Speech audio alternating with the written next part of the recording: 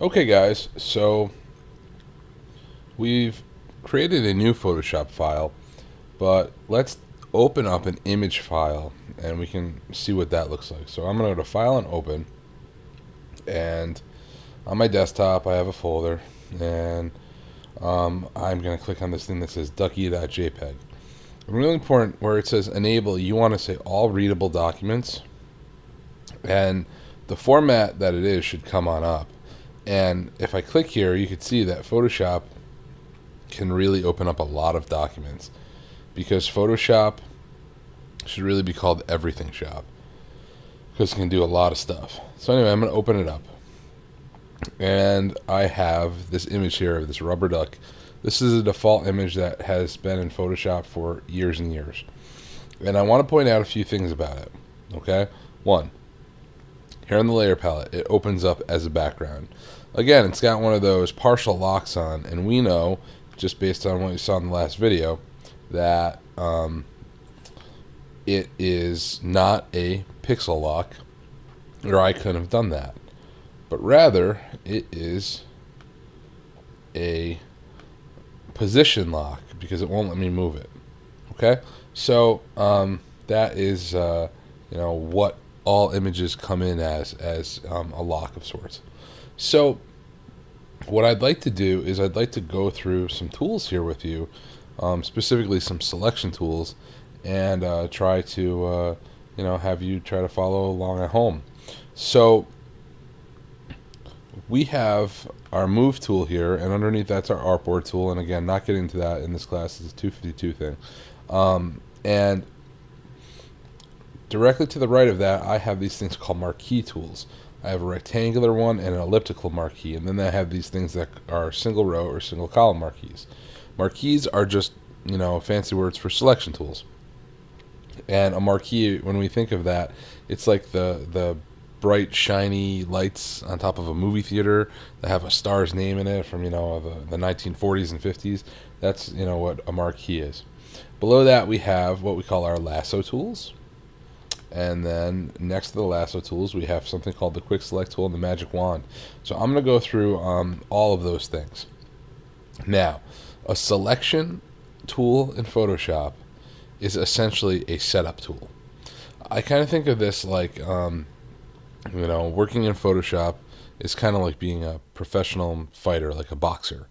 And, you need to learn all sorts of moves if you're going to, fight. And like an uppercut could be a devastating move that one boxer could hit another one with, but it just doesn't happen. You can't just do an uppercut. You have to set it up, and generally you set it up with a jab. And selection tools are those setup tools. They're those jabs. They're the things you need to do to make the big thing happen. Okay? So let's start with some basics. So let's make a selection, and literally I just click and I pull, and it makes this little box right here. Now, before I get too far into it, I'd like to point out this part of your toolbar right up here. If you go to View, if that's not on, it's actually called the Extras bar, and you want that on. Oh, actually, no, I'm sorry. It's under Windows, and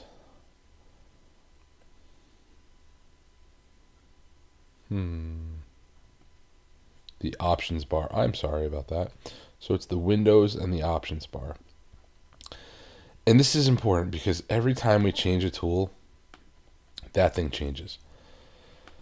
And so these are where all your tool settings live. So let's come up here and let's check out our settings.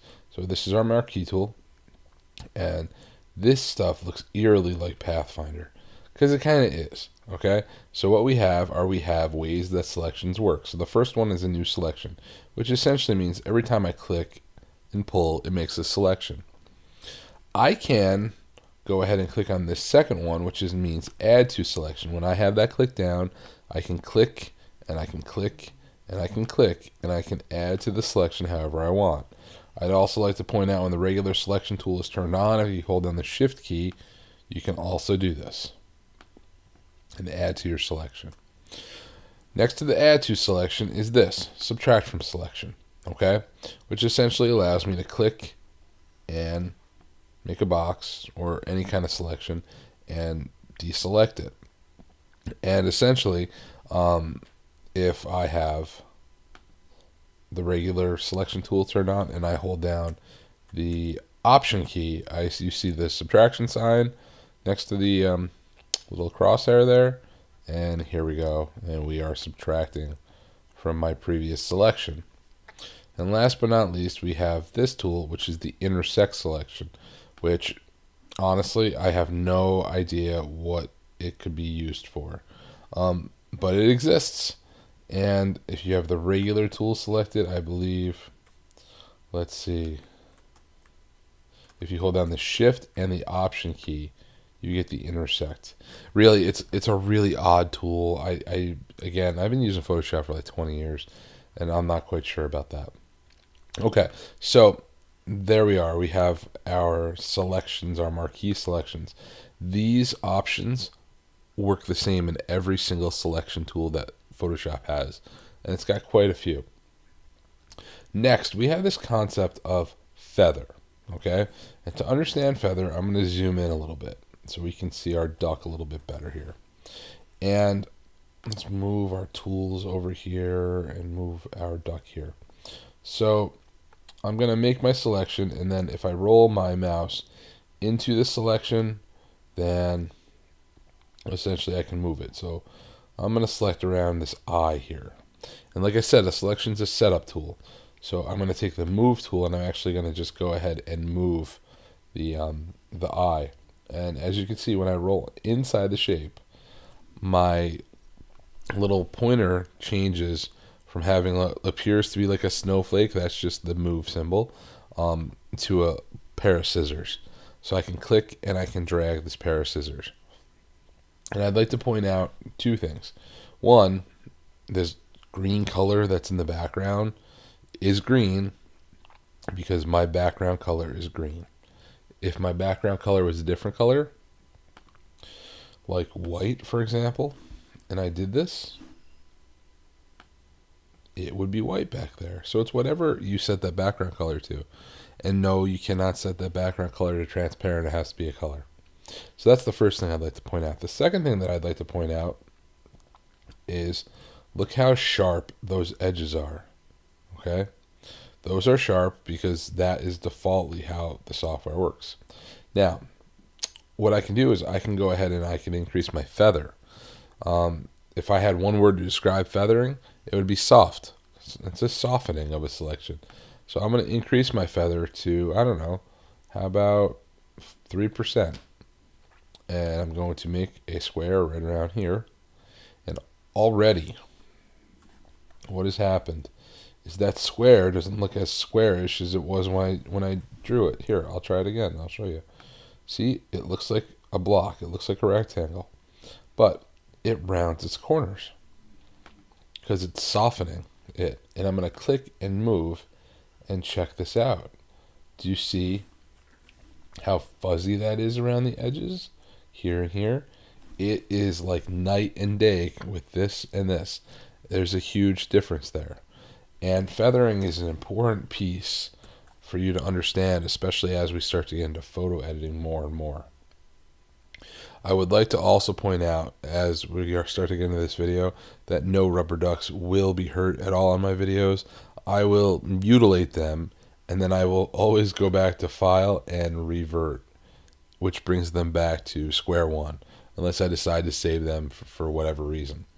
But these tools here, anyway, these feathering tools, you need to be careful because if you feather something once, Photoshop remembers it.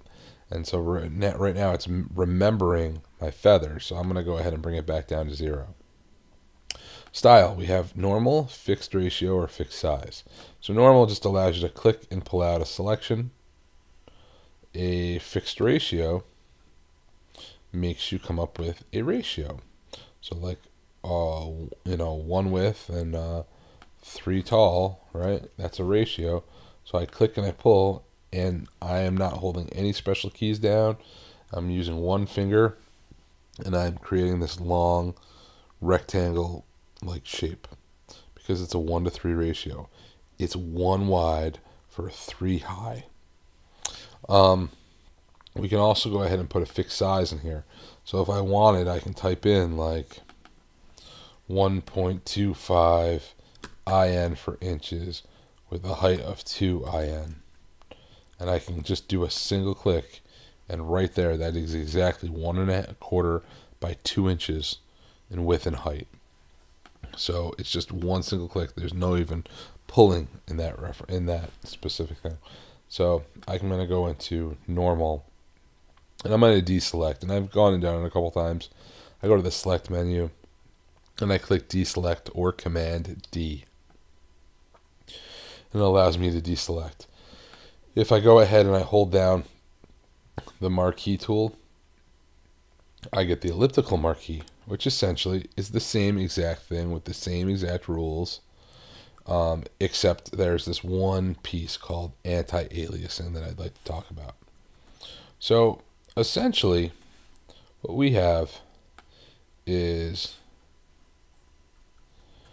we have a pixel grid. And again, I'll zoom in so we can start to see it right here, right? And when I make a selection, I click and I pull, and no matter what, I end up on a grid, just like this. Cool. Okay. Well, when I make a selection with a curve, like an ellipse, it actually does this. It doesn't make it into a real curve. It goes ahead and it appears like it's a curve, and then it kind of, essentially kind of like 8 bits itself, kind of like old Nintendo. Okay? Now, from a distance, we can't tell. And what it does is it does this thing called anti-aliasing, which essentially tricks our eye into thinking that this is going to work. So, because when we zoom in, we see that this is a long bar of selection, and then there's like little steps, right? But it's not a true curve. It's not cutting through the middle of these boxes. So when I anti-alias or anti-alias a selection, and I go to move this, watch what happens. That looks like a circle, and that looks like a circle. And the reason why they look like a circle is because, one, I was very far away, but two, it's because I anti-aliased. And you can start to see it in this cutout here. See how it's kind of like a little red around it? It's like faded.